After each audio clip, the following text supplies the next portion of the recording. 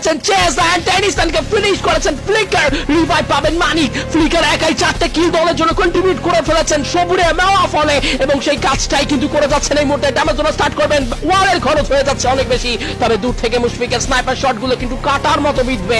Revive করার chance কিন্তু পেয়েছেন এই মুহূর্তে টপ 1, এন্ড সেই সাথে কিন্তু ক্লোজ এন্টার করবেন মেকো। ড্যামেজ স্টার্ট করবেন মেকো। টপ 1 এর মধ্যে নক দেওয়া হয়েছে, রাতকে নক দেওয়া হয়েছে।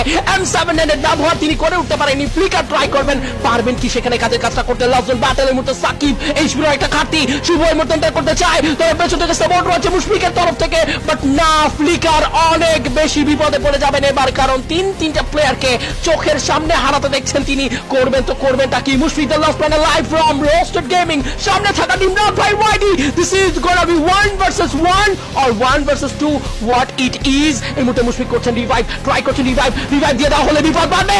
ট্রোগানের শট কানেকশন পেতে পারে, বাট না, ট্রোগানের শট সেখানেও কানেকশন প্রপার পায়ে ওঠেনি, এবং এই মুহূর্তে কিন্তু ট্রাই করবেন মুশফিককে চেস করার, স্নাইপার ভার্সেস স্নাইপার, তবে ক্লোজ রেঞ্জ ব্যাটলে কে করবেন নিজের সেরাটুকু?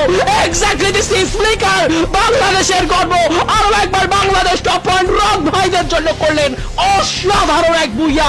এটা ছিল ফ্লিকারের কাছ থেকে একটা